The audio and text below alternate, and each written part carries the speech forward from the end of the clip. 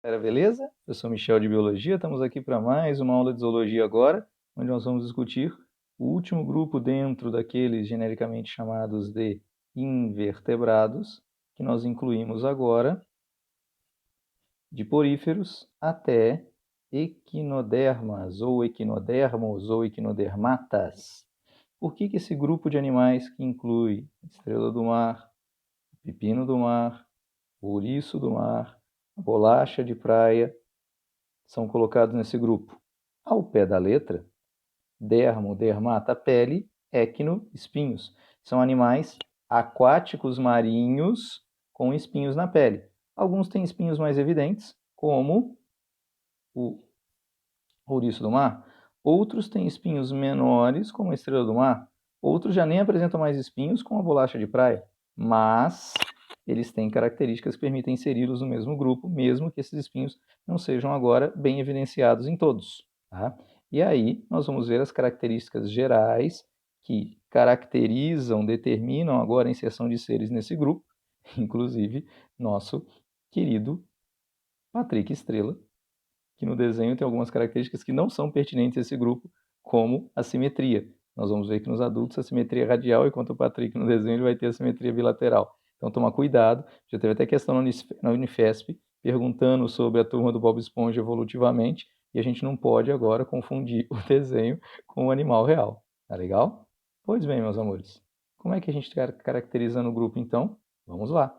Nós temos, então, como eu falei, animais aquáticos, todo mundo aqui dentro d'água, aquáticos marinhos, exclusivamente marinho o hábitat desses seres, com espinhos na pele, às vezes não tão evidenciados, desde o ouriço do mar até a bolacha de praia, até a estrela do mar, até o lírio do mar.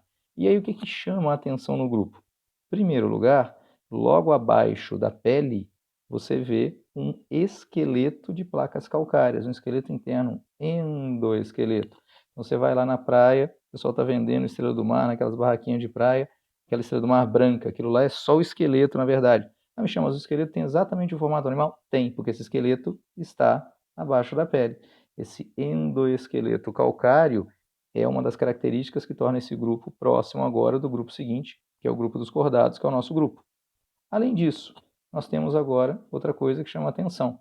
Quando eu olho em corte um animal desses, vou pegar aqui agora o ouriço do mar como modelo, parece uma bolinha só, mas na verdade, se eu fizer um corte agora ao longo do corpo, eu observarei essa estrutura, essa diferenciação. O que nós temos agora? Ah, o que chama a nossa atenção aqui? Vejam vocês, nós temos aqui ó, um espinho. O espinho é móvel, ele tem uma musculatura na base, ele consegue mexer de um lado para outro. E nós temos aqui o espinho ligado a um esqueleto calcário. Olha aqui o endoesqueleto que eu falei para vocês. Ah, beleza. Mas peraí, esses animais têm tubo digestório? Tem, tubo digestório completo, lembra? Desde Nemateumintos, quando surgiu boca e ânus, todos daqui para frente têm isso. Então aqui está a boca, embaixo, e aqui está o ânus, lá em cima. Ah, então peraí, tubo digestório é completo, mas eu não tenho cabeça diferenciada. Não, ele não tem simetria bilateral. Ele vai ter simetria bilateral só na fase larval, tá? Na fase inicial, a gente vai falar depois da reprodução, as larvas que são livre-natantes agora, elas apresentam dois lados equivalentes. Elas têm simetria bilateral.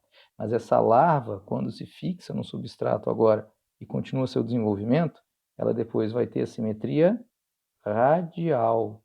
Se você traça uma circunferência imaginária, com segmentos de reta que vão do centro à periferia, raios, você tem setores equivalentes do corpo.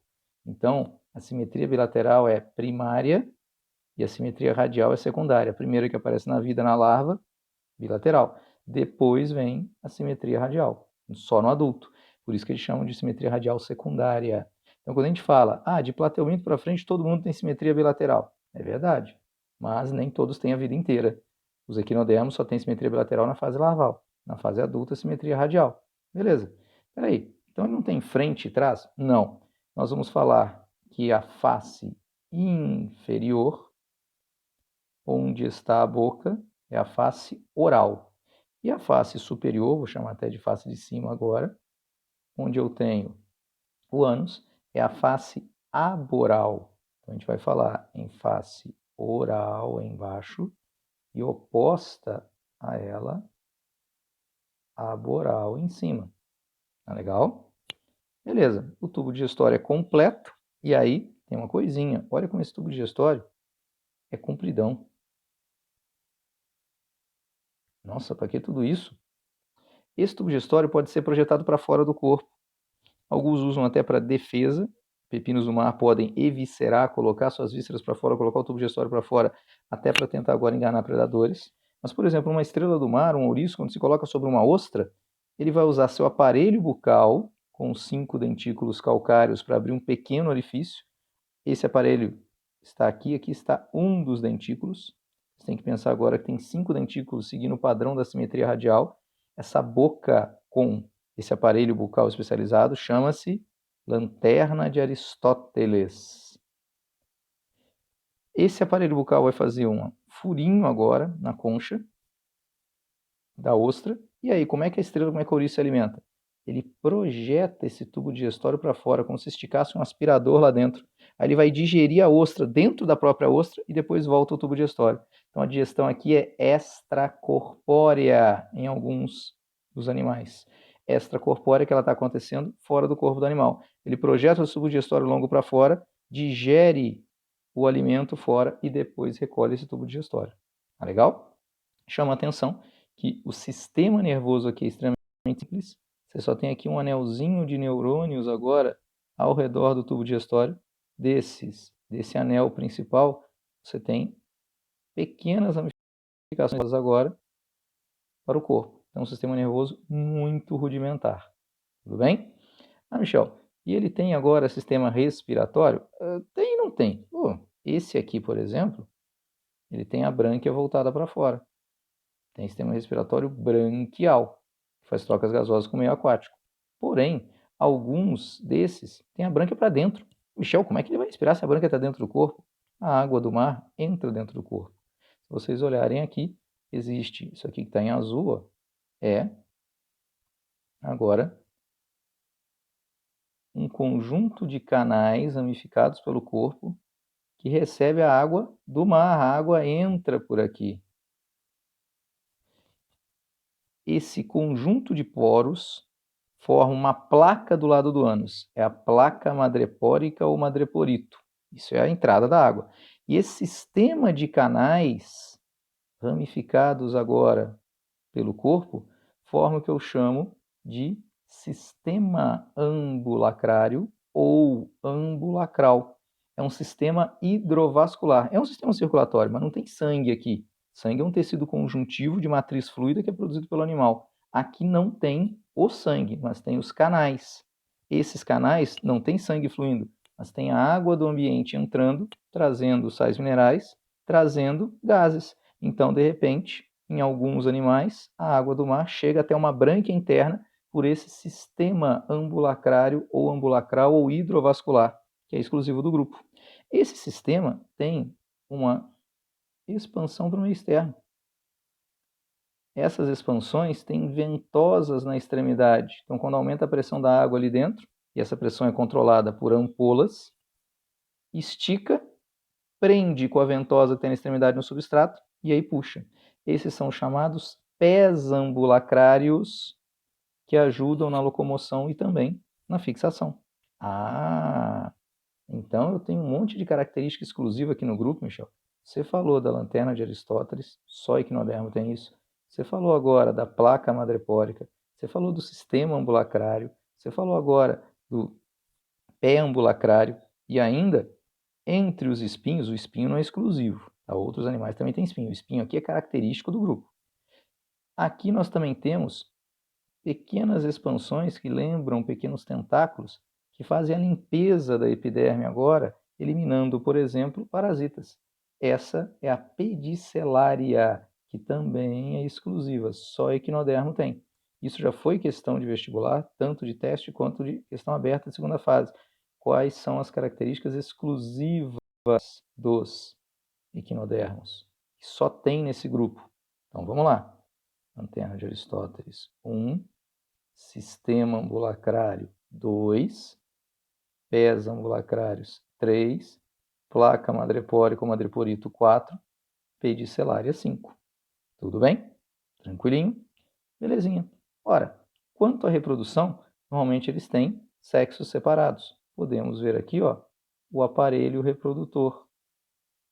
A gônada produtora de gametas tem o poro genital do lado do ânus e libera os gametas na água. Ah, então esses animais fazem reprodução agora sexuada. Sim, como vocês podem ver aqui, eles liberam gametas na água, o macho e a fêmea, formam o zigoto se desenvolve uma larva com simetria bilateral. Essa larva vai assentar, começa a mudar o seu plano estrutural anatômico de simetria bilateral que a larva tem para radial e vai crescendo, formando o indivíduo adulto.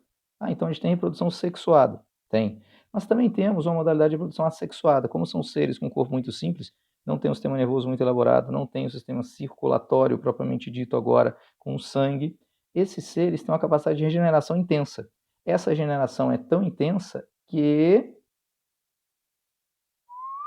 se eu cortar um pedaço de um equinodermo, cada pedaço regenera intensamente, formando um novo ser. Então, se eu cortar uma estrela no meio, eu formo duas estrelas.